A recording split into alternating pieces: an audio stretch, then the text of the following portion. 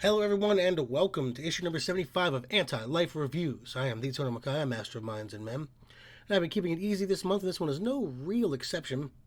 Just a fun comic I want to talk about. This time, a Marvel graphic novel. That's Volume 1, Issue 27, if you're curious, and it's titled Emperor Doom. Now, I love Doctor Doom. I would love to talk about Doctor Doom all the time, so this will have to satisfy me until next time I do. And if you want to be satisfied, continue listening. First of all, I can please you, please like, please subscribe. I'm a small, humble channel, and I need idiots to hit that red button, so go ahead and do it right now. Now, the writers and artists on this, there are three writers, David Michelinie, Mark Gruenwald, and Jim Shooter. Not sure why there are three writers, though I get the feeling it's an editorial thing, since it is an official graphic novel. I think I've spoken about all three of these men before, but I'll quickly go over each of them. David Michelinie, known for his long and important runs on Amazing Spider-Man, The Avengers, Iron Man, and Action Comics, the quality of which waxes and wanes, but overall a solid, intelligent writer who seems to have a good grasp of the characters. Mark Gruenwald, one of the two editors and editors-in-chiefs on this list, as well as known for his writing on the original Squadron Supreme miniseries, which was very good, and I'll be talking about that eventually.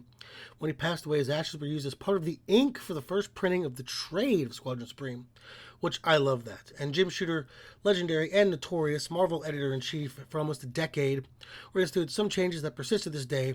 His big push for large crossovers that span the entire company in Contest of Champions and Secret Wars, in an attempt to bring in new fans, is a staple of Marvel, for better or worse. Thanks, Jim. Artist on this is Bob Hall. I don't know Bob that much. His career was sporadic, and it seemed to have switched to off-Broadway theater. But as an artist, of which he is, he's all right. He's worked in The Avengers, Spider-Man, Thor, etc. For the story, we open on the Purple Man, Zebediah Killgrave, one of the stupidest named characters in comic book history. But his powers are worth note, as they are central sort of MacGuffin to the story. His pheromones can put anyone human under his control. He is living in French Polynesia, living the good life, when he is kidnapped by an unknown force. We then move to Namor, the Submariner, having dinner with one Victor Von Doom. We find out Doom is the one who kidnapped Zebediah, and he gives Namor a small crystal with Killgrave's hair in it, which causes people to be in the immediate surroundings to be controlled. He hires Namor to take out the Vision, Machine Man, and other robots with some kind of technology Doom invented, so they won't stand in his way when he activates the larger crystal machine and uses Zebediah to take over the world. This leads to our sort of hero of the story, Simon Williams, or Wonder Man, a frankly boring character that has never been all that interesting. From design to name to just stories, I've never really read a Wonder Man story I was compelled by. And he is a good foil here, as he is made of ionic energy and won't be affected by Doom machines. But I get the feeling they could have used like 100 different characters for that. Thor would have been a good foil instead. We also meet his Avengers team here, a pretty poor team as well. Mid, as the kids would say. Captain America, Iron Man, good, yeah. Hawkeye, fine. Vision, Scarlet Witch, also fine. But final up is Mockingbird, Tigra, and Eros. I was going to bring up the fact that Eros has similar powers to Killgrave, and I mean, they're different in their own way, but still close enough for rock and roll. Now, Tony Stark wants to run some experiments on Simon, and he goes into a kind of chemical sensory deprivation tank for a month. I think we can see where this is going. Shortly after he goes in, Namor breaks in using a small crystal so no one cares that he's there, except for the Vision. They have a fight. Vision is incapacitated thanks to Doom's discs. Sounds like an early internet, like those AOL CDs you get in the mail, Doom's discs. Then we get one of two absolutely badass moments Doom has here. Another one's coming up shortly, actually. Doom arrives at Latveria, and we see this massive superstructure with the giant crystal containing Killgrave.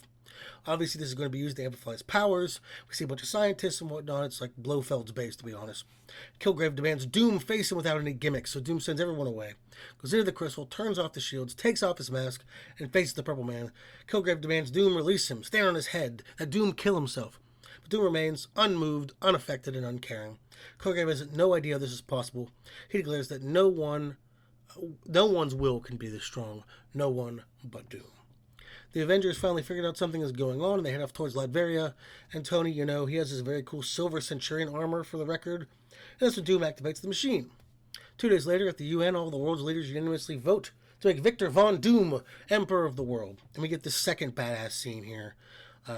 We see Doom's rule has quickly affected the world. Russia ceases their invasion of Afghanistan. Land is redistributed as well as technology to help poor and barren countries like Ethiopia. And seriously, Doom ends apartheid. Doom ends apartheid. Yeah, he's up there with, Nelson Mandela and Bishop Desmond Tutu. and he brings the black majority in South Africa into the UN. The stock market booms, interest rates fall, production rises, crime and hunger dwindle, armies begin to dismantle, remaining at skeletal levels to aid only in natural disasters, all because of one man, Doom. And that's really the climax. Like, that's my favorite scene in this. It's the one I use for the thumbnail here, and it goes downhill from here. Like, I kind of wish it ended here with Doom in charge, frankly. Wonder Man wakes up, he has no idea what's going on, and becomes a fugitive for a little bit. I mentioned before, it doesn't affect him because he's made of ionic energy. The fugitive stuff is by and large margin the lamest. It's supposed to be kind of endear us to Wonder Man and give him some pathos, but it fails. Wonder Man begins a campaign to wake everybody up, starting obviously with Captain America, showing him footage that Doom is evil.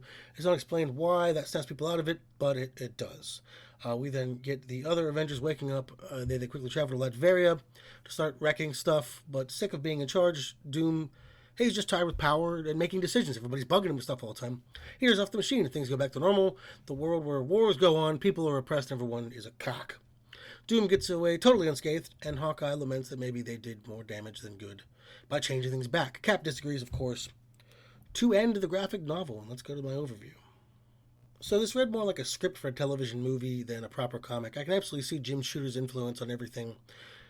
He felt more like a cartoon special or TV-related thing than a comic. It's not a criticism or a condemnation or anything, just something he was really big on. He wanted Marvel to move into more mainstream. That was his goal. And he was successful in that in some ways. Beyond that, it was pretty okay. Doom's characterization was really strong here. Doom was both the antagonist and the protagonist, as he created the problem and solved it himself. The Avengers were almost totally an afterthought here. Like, we had all this weird build-up with Wonder Man, only for him to really do nothing and not even get the last kind of word. Hawkeye got that. Really should have been Simon, who was never affected and had lived during Doom's rule, that wondered about the right thing. Like, he saw both sides of it. Everyone else was hypnotized. Namor also, we were teased with him like turning on Doom, but it was empty and went nowhere. Like, Doom just got bored, decided he wasn't worth it, and we see that. No threat of the Avengers or anyone else really affected him in the slightest. So really, if you want a book that makes Doom look good and everyone else look like a damn idiot, this is the one for you. Kind of weird, we didn't really see the Fantastic Four outside of like a Ben Grimm during a splash page. I mean, those are Doom's main enemies. And what kind of supernatural beings were affected by this? We only see this strange core Avengers group and no one really else. I don't know. I want to dissect this one. I don't want to dissect this one too hard, as it crumbles under any kind of weight or stress. It's a decent enough read, but it really is uneven or confused in the story it wants to tell. It wants us to like Doom or not. I don't know. There isn't enough moral questions to be anything but bland in regards to that. So yeah, this was fine. A breeze, an easy read, something light. Worth a read if you like Doom. Or Tigra, who got lots of cheesecake shots going on here, like she's laying out in her furry bikini and just like her being a little bit too sexed up for almost no reason.